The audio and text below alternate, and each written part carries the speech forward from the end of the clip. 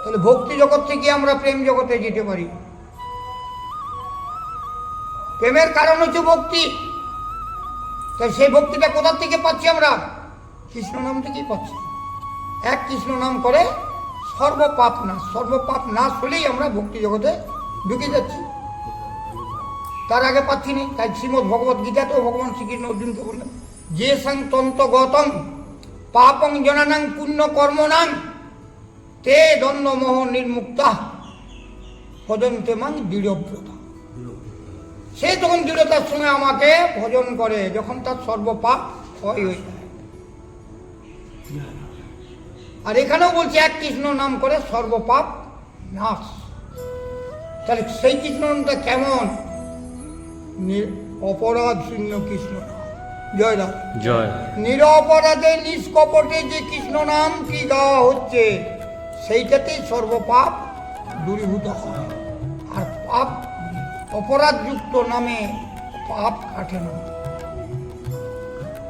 নামাবাস হয়। তাই সাধু সঙ্গে কৃষ্ণ কথা খুবই দরকার এবং আমাকে সবসময় নাম অপরাধ সম্বন্ধে সজাগ থাকা খুবই দরকার। ধাম অপরাধ, নাম অপরাধ, বৈষ্ণব অপরাধ, সেবা অপরাধ,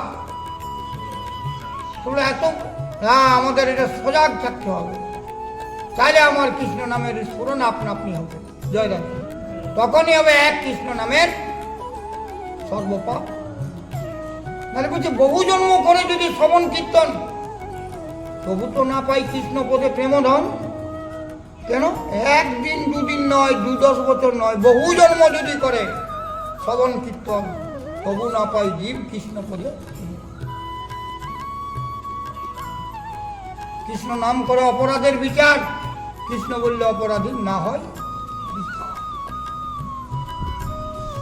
ভাবতে হবে যে হরিনাম আমরা করবো কেমন ভাবে, যে হরিনাম আমাকে নিয়ে যাবে একবারে ভগবত ধাম।